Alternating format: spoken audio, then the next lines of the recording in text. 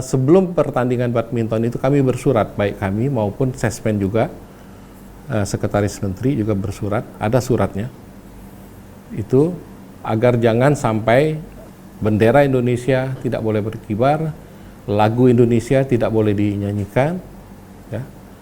Itu ada suratnya, ya. Sebelum teman-teman yang di Denmark, yang Copenhagen bertanding. Tapi tetap juga dilarang, tapi lagu Indonesia masih dibolehkan pada saat itu.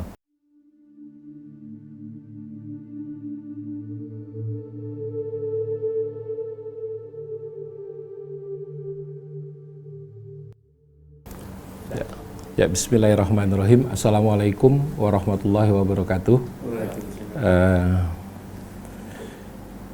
Yang kami hormati rakyat Indonesia, masyarakat Indonesia, masyarakat di dunia olahraga, masyarakat pencinta olahraga,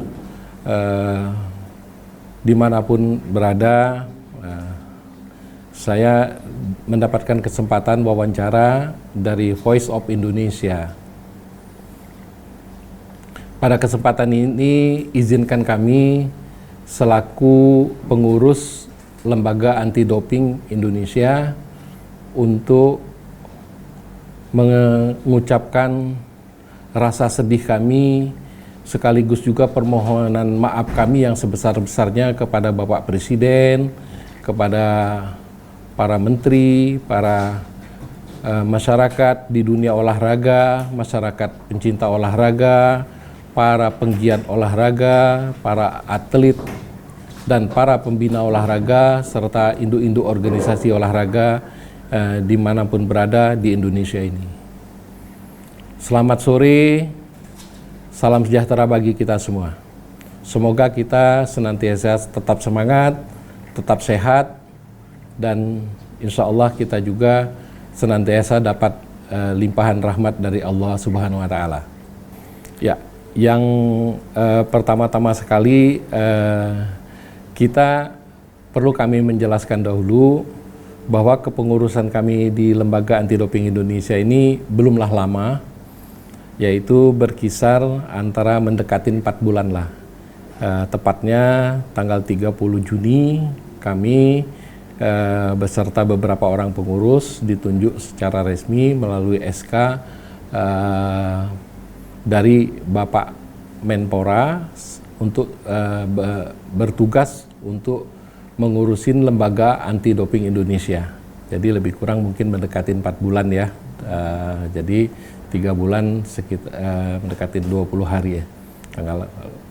Nah, sejak saat itu kami langsung bekerja keras karena di depan mata kita ada beberapa permasalahan sendiri, ada event PON, ada permasalahan ini, kami langsung konsolidasi permasalahan apa yang kita hadapin saat ini, tapi yang paling besar, event besar kita adalah PON Papua. Nah, kemudian dengan berjalannya waktu di bulan Juli kita sama-sama tahu bahwa ada PPKM darurat, dan itu menyebabkan kami juga menjadi hambatan tersendiri buat kami, tapi tidak juga menyurutkan kami bekerja. Jadi kami masih bisa melakukan Zoom meeting, bisa menelaah semua permasalahan kita, apa-apa yang harus kita lakukan. Termasuk juga menyiapkan bekerja sama dengan PB PON untuk menyiapkan permasalahan, membantu untuk mensukseskan PB PON Papua. Kemudian sekitar tanggal 15 September, kita mendapatkan informasi berupa email ya dari WADA ini, World Anti-Doping Agency, yang bermarkas di Montreal, yang mengingatkan bahwa dia memberikan peringatan bahwa LADI atau NADO Indonesia, NADO itu National Anti-Doping Indonesia, terancam untuk di-ban atau ini karena dianggap tidak compliant bila mana ada beberapa hal ini tidak terpenuhi. Nah, berdasarkan surat itu kita bergerak cepat. Apa saja kita melakukan Zoom meeting untuk corrective action. Apa saja yang menjadi permasalahan yang menjadi tanggung jawab LADI yang harus disegera kita atasin dalam waktu 21 hari. Jadi kita diberi waktu 21 hari. Nah, yang pertama sekali memang permasalahannya itu adalah masalah TDP atau Test Doping Plan untuk tahun 2021. Yang kedua ada permasalahan ICT. ICT itu PON, daftar ininya itu belum masuk ke sana, belum disetujuin jumlah tes yang selama PON. Yang ketiga adalah untuk tahun 2022 perencanaannya, tes doping plan untuk tahun 2022.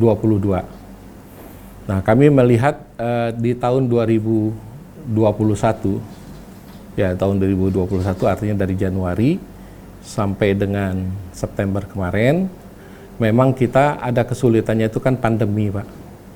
Pandemi untuk mengambil sampel doping di luar kompetisi dengan atlet yang tersebar di mana-mana, itu dengan kondisi pandemi ini ada banyak juga rintangan dan hambatannya karena keterbatasan gerak.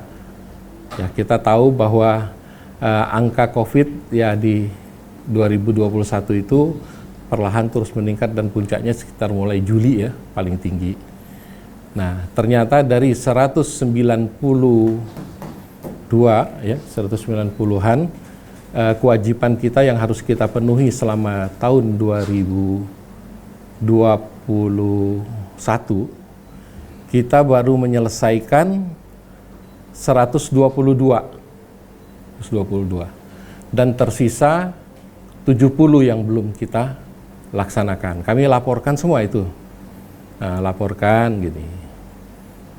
Pada saat itu juga kami melalui Zoom meeting dengan Mr. Kenny dari WADA, dengan Mr. Kazuhiro dari dia adalah Direktur Asia Oceania yang membawahi Indonesia dan sebagainya, Asia Oceania termasuk Jepang dan sebagainya. Kemudian ada Mr. Yin, ya, Mrs. Yin yang juga membantu kita untuk menelaah masalah kita. Nah, untuk tes doping plan 2021 mereka menerima bahwa karena kita juga hambatan kita di Agustus kita jelas tidak akan bisa melanjutkan pemeriksaan September dan Oktober karena atlet sudah siap untuk mengikuti PON. Kan atletnya kan yang mereka ini juga samplingnya yang diantara yang kita pilih itu kan ada sesuai dengan daftarnya. Kemudian masalah yang kedua adalah masalah ICT, in competition test, ya, tes doping plan-nya seperti apa. Ya, kita bekerja sama dengan PB PON, dengan panitia ad hoc yang di sana, berapa jumlah yang atlet yang ikut berkompetisi, jumlah ini, dan ini karena supervisi untuk pelaksanaan doping ini tetap ada di LADI, supervisinya, pengawasan, walaupun mereka mempunyai tim sendiri, tapi supervisinya dan kerjasamanya sama mereka. Termasuk juga sosialisasi dan sebagainya juga dari LADI, ya, sosialisasi dan edukasi kepada atlet, kepada pelatih dan sebagainya, kan harus dilakukan sosialisasi sebelum pertandingan bahwa hal ini terlarang dan sebagainya. Nah, akhirnya TDP ini yang untuk ICT ini setelah jumlahnya itu disetujuin lah untuk ini. Setelah bolak-balik ya, tidak semudah itu kan, perhitungannya lama. Hitungannya bolak-balik, Zoom meeting lagi, kenapa begini kan biasa ditanya alasannya apa, jumlah cabur berapa, jumlah atlet berapa, biasa itu. Kenapa harus ini, yang kenapa harus ini, kan itu tidak selesai sekali. Tapi pada akhirnya diterima. Kemudian untuk TDP, Test Doping Plan tahun 2022, juga kita ini tarik ulur juga. Banyak sekali waktu yang kita habiskan juga, tapi kita intens sekali dengan tim dari World Anti-Doping Agency, WADA, ya tadi Mr. Kenny, Mr. Kazuhiro, dan mereka cukup baik, cukup responsif, membimbing lah untuk kita, untuk apa aja yang harus kita lakukan dengan untuk perencanaan tahun 2022. Mungkin pertimbangan Wadak 2022 pandemi sudah mulai mereda mungkin, sehingga jumlahnya hampir 100% lebih naik daripada 2021 ya, yaitu mendekatin 500 orang yang harus kami kerjakan ini, dan ini perhitungannya kan bolak-balik juga. Pada akhirnya terakhir kita kirimkan ke sana, dan 3 hal ini kita penuhi ya Kak, kita laporkan terus, termasuk juga pesan-pesan mereka untuk tetap berkomunikasi. Kami berkomunikasi aktif sama mereka, intensif, ada apa-apa kami melapor. Nah, dilalah tanggal 7 Oktober mereka tetap mengirimkan, kita di-ban, ya, tetap kita dilarang. Jadi kan timbul pertanyaan, kita telah mematuhi apa-apa yang telah dia minta. Karena pada saat konsultasi untuk corrective action, kita kan konsultasi untuk corrective action perbaikannya ini apa. Nah, kita jadi bingung, ada masalah apa lagi. Jadi kita berkomunikasi terus. Ternyata memang ada beberapa hal terbuka, tapi itu pun agak sulit kita untuk mencari tahu. Tapi ban sudah terjadi, ya ban. Artinya sanksi telah dia jatuhkan. Nah, lantas sanksinya kan yang diberikan ini kan juga disampaikan kepada kita lewat Sesmenpora ya, kita terima juga masuk. Kemudian ternyata ada beberapa masalah administratif yang tertunda di kepengurusan sebelumnya juga ada ya. Kemudian di kita juga itu ada satu hal yang kesulitan kita adalah untuk selalu senantiasa mengisi yang namanya itu CCQ. CCQ itu Compliance Code Questionnaire. Ya, Compliance Code Questionnaire. Ya, jadi apapun yang kita ini kan ada kuesionernya sudah berapa, itu harus rajin ngisinya. Kenapa kami tidak bisa mengisinya? Setiap kali kami membukanya itu tidak bisa membuka karena passwordnya ini yang jadi bermasalah. Kami sudah minta password baru, bersurat, ada bukti surat-suratnya, ya Kak ya, termasuk kami tembuskan ke kementerian dan sebagainya kan surat kami. Nah, sampai hari ini pun kita baru direspon beberapa hari lalu masalah password itu. Dan Dr. Reza baru tadi pagi ya buka ininya, apa aja itu yang belum kita isi dan segera akan kita lengkapin. Termasuk juga korektif administratif yang harus kami penuhi. Ya. Dan itu juga ada juga yang walaupun kami adalah pengurus baru, barang ini terjadi di era kami. Kami harus bertanggung jawab menyelesaikannya. Ya enggak? Dan alhamdulillah syukur pihak kementerian, saya harus pendekatan ke sana kemari, mereka mendukung walaupun sudah di luar dari tahun kerja yang saat ini. Karena kita ini corrective action. Saya kira ini Pak. Jadi masalahnya gitu. Dan kami minta juga bahwa lagu Indonesia itu ada surat kami. Kami meminta tanggal sebelum pertandingan badminton itu kami bersurat, baik kami maupun Sesmen juga, Sekretaris Menteri juga bersurat, ada suratnya. Itu agar jangan sampai bendera Indonesia tidak boleh berkibar, lagu Indonesia tidak boleh dinyanyikan, ya. Itu ada suratnya. Ya. Sebelum teman-teman yang di Denmark yang Copenhagen bertanding. Tapi tetap juga dilarang, tapi lagu Indonesia masih dibolehkan pada saat itu. Artinya tuntutan kita dipenuhin sebagian, Pak. Itu. Nah, saya kira ini, Pak. Jadi upaya kami begitu intennya, Pak, segala ini. Kami sangat sedih sekali. Permintaan kami ke sana, ya tapi alhamdulillah kita cuman dikasihnya satu, tapi satunya sayang sekali bendera nggak bisa dikibarkan. Kami sangat sedih sekali. Dan kami untuk itulah kami sangat bermohon maaf kepada seluruh segenap masyarakat Indonesia. Saya cerita di negara lain dulu, Pak. Di negara lain itu juga mengalami kesulitan, Pak. Kami kan ada juga Zoom meeting dengan Australia, dengan Korea ya, Pak Reza ya. Kemudian dengan Singapura, Kalau Singapura kan atletnya dikit, jumlah pengawasan dopingnya kan tidak sebanyak kita. Tapi kan Korea banyak kewajiban. Mereka juga tidak tercapai dan mereka maklum karena kita terlambat, Pak. Kita insya Allah kan ada 70 atlet yang kita rencana untuk pemeriksaan ini. Insya Allah selesai PON kan mereka baru pulang ini dalam insya Allah mungkin baru capek habis PON. Kita akan awalin di awal bulan November ini, kita segera untuk menindaklanjutin ininya. Nah, dalam kondisi pandemi ini memang persyaratannya banyak. Yang kita tidak ingin ada klaster ataupun ada proses penularan antar kita, antar apa, ini yang harus kita jaga. Prokes kesehatan ini kita jaga ketat, ya enggak ya. Nah, petugas kita itu yang namanya DCO, ya, Doping Control Officer. Itu kan untuk keberangkatan di suatu daerah, ya umpamanya katakanlah atletnya ada di Cipayung katakanlah, mereka harus sudah dites PCR negatif menggunakan apa yang seperti kayak orang lab itu.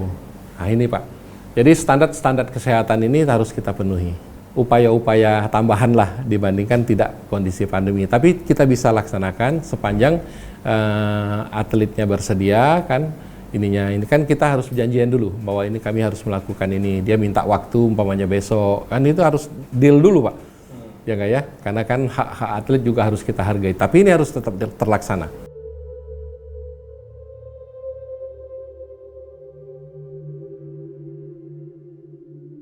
Jadi memang sampai saat ini kan tes sampel, mengambil sampel atlet itu yang terbanyak berasal dari urin atau air kencing.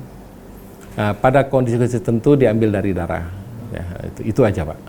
Nah, ada alat tersendiri, ada botolnya tersendiri, ya, yang memang standar sekali. Yang untuk doping itu ada 3 atau 4 merek di dunia ini. Ya, kita pakai dulu kita pakai merek ini, sekarang tersedianya merek ini karena di kondisi pandemi juga mencari alat ini juga.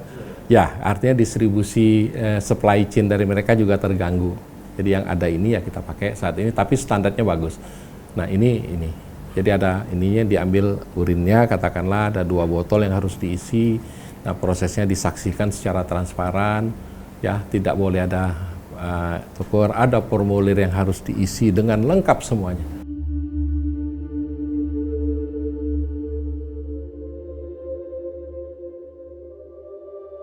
Dari LADI itu kan ada kriteria-kriterianya Mas, jadi ada hitung-hitungannya dari ini ada hitung-hitungannya sesuai dengan standar yang dipandu oleh kita. Ini LADI ini menjalankan apa yang telah dibuat oleh WADA, kita implementasikan. Kalau kita ada ragu, kita boleh bertanya sama mereka.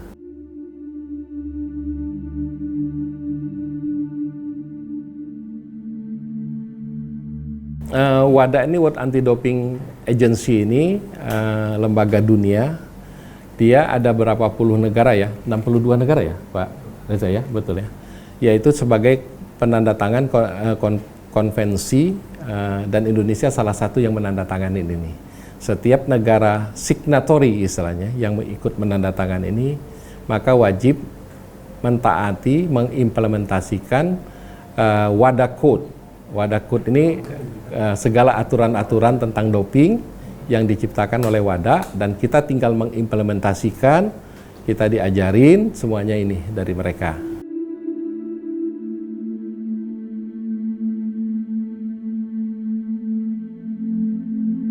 Kita saat ini sebagai anggota WADA Pak, member of WADA, ya, juga member of SERADO. SERADO ini regional Pak.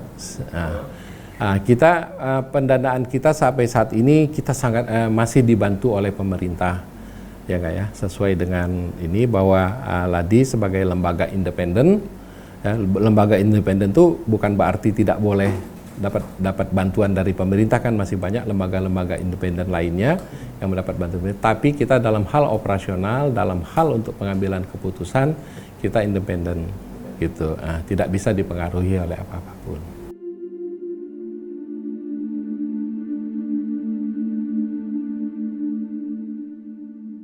Kami ini saat ini sedang menyusun itu Pak. Kami mempunyai target tidak lebih dari 3 bulan Pak. Insya Allah mudah-mudahan tolong doa dari masyarakat Indonesia, masyarakat dunia olahraga.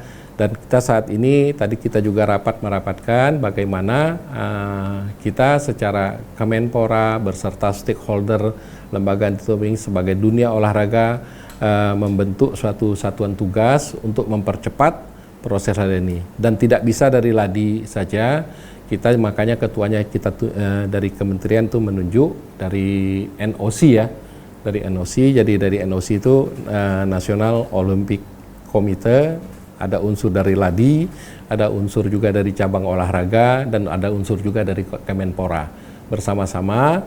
Nah, tugas yang pertama itu adalah bagaimana mengakselerasi percepatan memenuhi kepatuhan kita yang kurang ini, Pak. Nah, ini sudah sebagian besar kita sudah kerjakan, sebagian lagi kan masih ada kita akan selesaikan lagi. Kemudian meningkatkan komunikasi secara efektif dengan pihak WADA, pihak Sherado, dan juga pihak Japan Anti-Doping Agency yang ditunjuk oleh WADA sebagai mentor kita. Kita dibantu oleh kita membina hubungan supaya hal ini bisa disupport dari ini, dan sehingga WADA akan ini. Tapi semua ini akan kita penuhi, termasuk juga harus komunikasi efektif itu tidak saja dengan email, tidak saja dengan Zoom, tidak aja, mungkin juga diperlukan menghadap ke sana. Ya, lazimnya kita minta maaf, apalagi kurangnya kadang-kadang kan email apa itu kayak seperti yang kemarin kita penuhin semua ternyata keluar juga, Pak.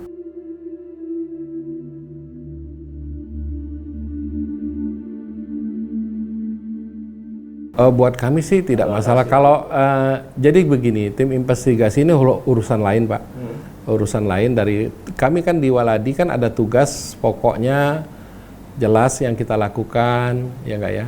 Ladi ini kan sepanjang tahun kan ada tugas-tugasnya, ya intinya pengawasan tentang doping di dunia olahraga Indonesia. Kemudian juga kita melakukan edukasi. Kita melakukan edukasi dan sosialisasi tentang doping. Nah, itu yang kita harus lakukan. Pengiriman sampel dan sebagainya, buat kita tidak ada masalah. Tapi investigasi ini juga untuk melihat apakah hambatan-hambatan yang lain di luar LADI. Karena kan yang kita penting itu bahwa kalau LADI sudah merencanakan begini kan harus dilaksanakan, Pak. Karena kita bahwa untuk mengatasi doping ini kita terikat sekali bagaimana anti-doping rule violation itu harus kita jaga, Pak.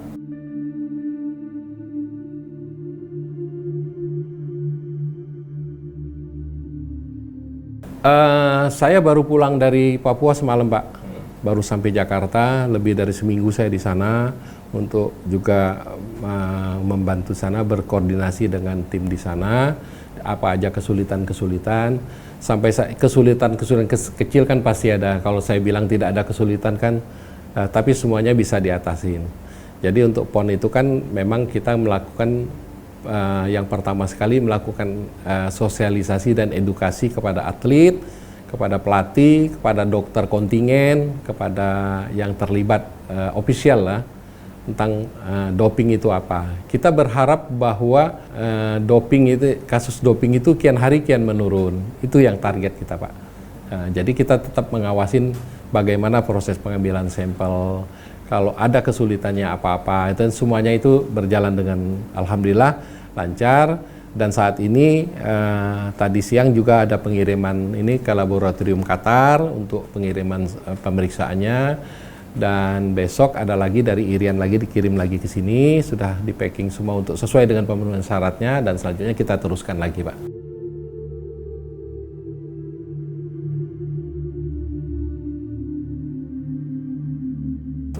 Saya pribadi, Pak, sangat, yang pertama tuh rasa sedih, Pak, ya enggak ya, rasa marah, ya enggak. Saya yakin bahwa kami menghargai juga kalau ada rakyat Indonesia yang merasa marah. Kami jujur aja sedih sekali. Upaya yang kami lakukan ini kan sudah menurut kami sudah memadai apa yang kami lakukan. Dia minta ini, dia minta ngajak Zoom, kita Zoom. Kita konsultasi terus. taunya keluar juga. Akhirnya kita desak-desak apa sih masalahnya, dan baru keluarlah tadi ada masalah-masalah yang harus kita penuhin, dan insya Allah semuanya ini akan. Jadi secara pribadi saya sangat sedih, ya enggak ya, karena saya sebagai pengurus Ladi, saya sangat dengan tulus, dengan rendah hati saya mengajukan permohonan maaf, mohon ampun ya kepada Allah. Saya juga mohon ampun terhadap ketidakberhasilan kami ya dalam hal untuk meloloskan itu ya. Jadi kami tidak akan berpangku tangan, terus mengejar.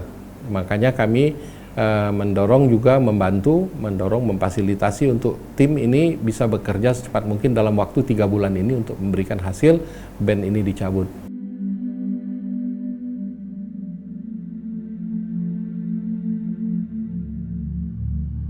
Ya, inilah bentuk tanggung jawab kami, Pak. Saya kira ini, kami tetap bertanggung jawab, kami tidak berlepas tangan, ya enggak ya. Inilah lahan pengabdian kami, Pak. Kami mengabdi, mengurusin Ladi ini, tidak berpikir untuk kepentingan apapun, tidak ingin terkenal. Ladi ini kan jauh di belakang layar, ya enggak ya, tidak ingin